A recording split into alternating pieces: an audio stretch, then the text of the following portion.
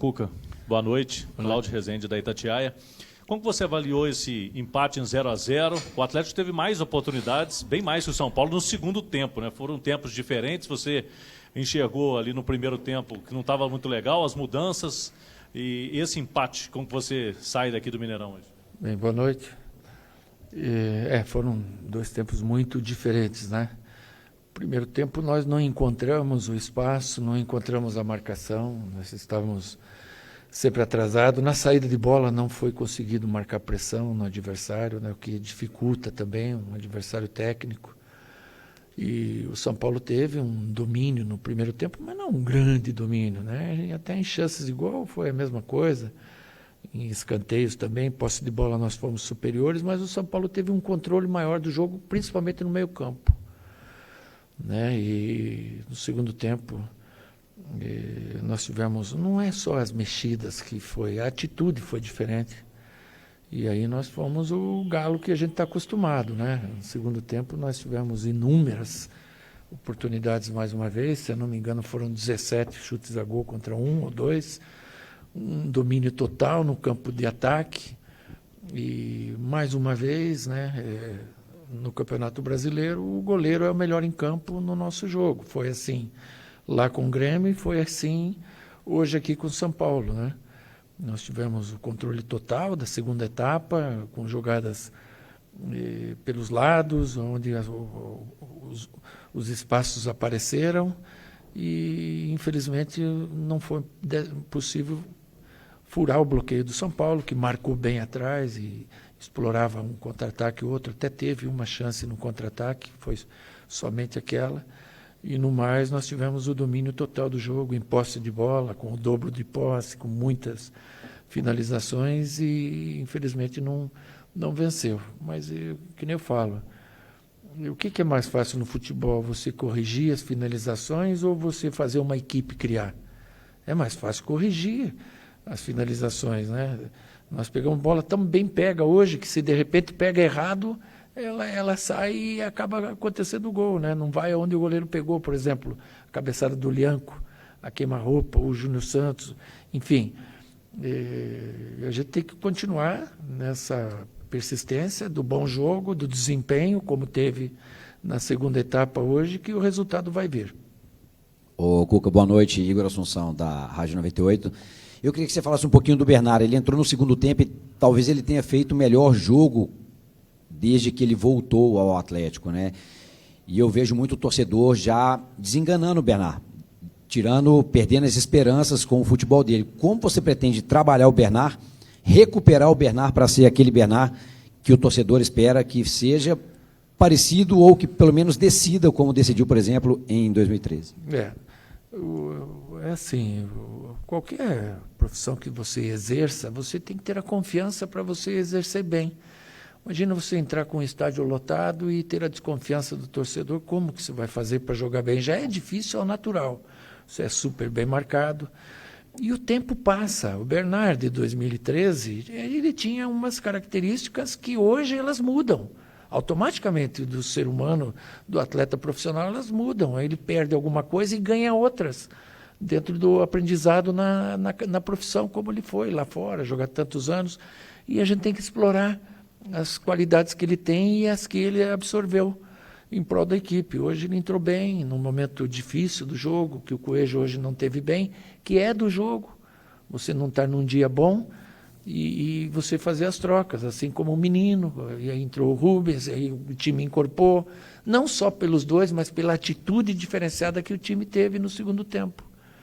Aí sim, nós tivemos o domínio total do jogo e infelizmente não aconteceu o gol, senão a gente teria ganho. Boa noite, Cuca. Vinícius Andrade, o Tempo Esportes. Agora que o nível subiu a partir do Campeonato Brasileiro, queria saber se você concorda que o meio de campo do Atlético tem tido menos pegada assim, nesses jogos iniciais do Campeonato Brasileiro, e se é por conta de características assim, dos jogadores, ou se você conta com peças que acha que podem suprir essa demanda no elenco. Sim, são as duas coisas, né? O nível sobe, a característica do jogador também. Você não adianta você querer ter time marcador se o cara não é marcador. Você tem que se adaptar também ao jogador, e é o que eu faço. Eles se adaptam ao que eu peço, dentro do possível, à característica deles. Você não vai mudar uma característica de jogador.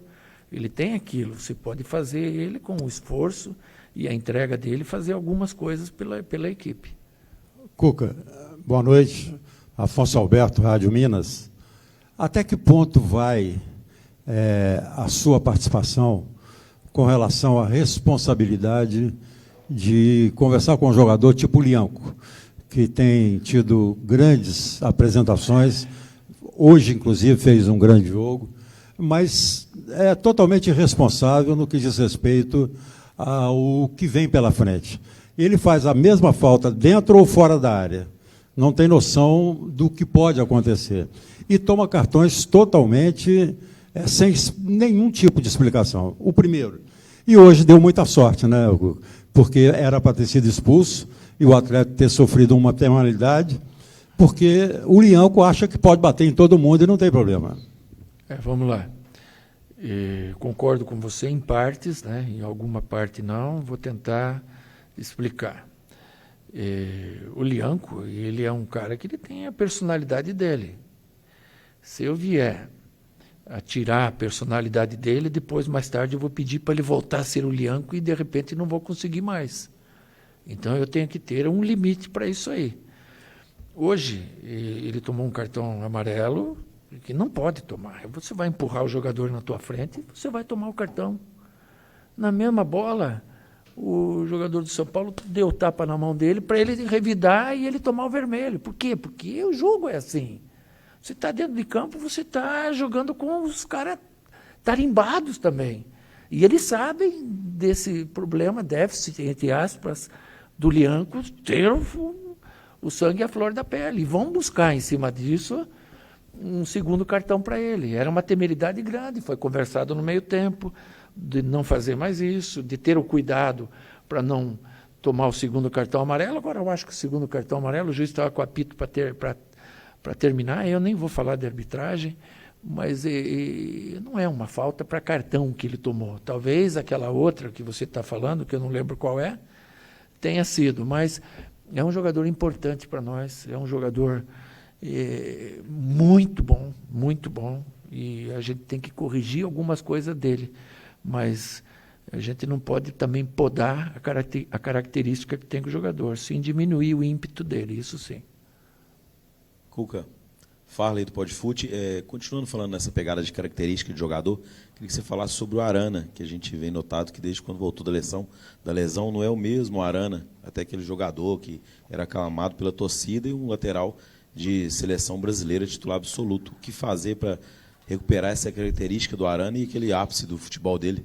Sim, hoje o adversário pôs um segundo lateral, que é o Cedric, jogando ali por causa da característica do Arana. Os caras marcam o Arana, marcam muito.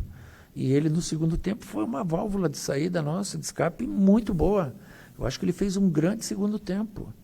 Né? Se a gente faz 1-0, 2-0, estava enaltecendo ele como todos os demais. Então, às vezes, a gente põe um peso muito grande nele também. O Arana não é mais o mesmo, não é mais o mesmo. Os adversários entendem e o marcam mais rigorosamente, como eu faria também. Então, a gente tem que também ter cuidado com isso, que o Arana, quando ele joga igual aos demais, ele é criticado. E eu vejo diferente, eu vejo a importância dele também para o grupo. Cuca, boa noite. Thiago, do canal Thiago de Araújo. Queria falar sobre finalização. Na última partida, foi um ponto que você colocou, que você estaria satisfeito, né, com a construção, e o Galo vem construindo. Hoje, por exemplo, principalmente no segundo tempo, foi um bombardeio no São Paulo, mas parou, né, nas mãos do Rafael. E eu queria saber como você consegue trabalhar esse aspecto de finalização em um momento como esse. Você acredita isso é uma ansiedade dos jogadores ou um trabalho que pode ser feito especificamente? Obrigado. Eu acredito em tudo, né? Ontem, nós, em vez de fazer 2 toques, fizemos essas finalizações. A criação do espaço, porque não é só finalizar, você tem que criar um espaço para você atacar aquele espaço. E a partir da característica do teu jogador, de quem vai cruzar ou de quem vai tocar, aquele espaço ser ocupado pelo jogador de frente. A gente está melhorando essa característica da equipe, mas ainda não é o ideal. Se fosse ideal, a gente tinha feito 2, 3 gols hoje. Mas a gente está trabalhando, abrindo mão de alguns treinamentos para fazer como complemento essa finalização na criação do espaço. E a gente tem muito a evoluir em relação a finalizar. Se nós fizemos 20 e tantas com o Grêmio, hoje 25, e mais 20 e poucas lá na altitude com o Cienciano. São 60 chances, 65 para fazer um gol. Tá bom, os goleiros foram o melhor em campo, mas tem uma hora que ela vai entrar. Então é persistência, é treinar em cima disso, que pegar confiança para fazer o gol. Cuca, Dina Almeida, do canal Afonso Alberto, BH Esportes. Cuca, referente à expulsão do Lianco, o que muda no planejamento para o próximo jogo? O que o senhor pensa em questão de reposição e o impacto tático? Impacto... sim. O Lianco é um jogador fundamental para nós, né? A gente tem o Igor, que está com um incômodozinho ali, e temos o Vitor Hugo. Temos o Rômulo e temos o Ivan, que recém chegou. Agora a gente vai pensar bem no que a gente tem de melhor para suprir a ausência dele, né? E temos aí 2, 3 dias, temos o jogo no meio da semana com o Iquique, na quinta-feira também, portão vazio, portão fechado, né?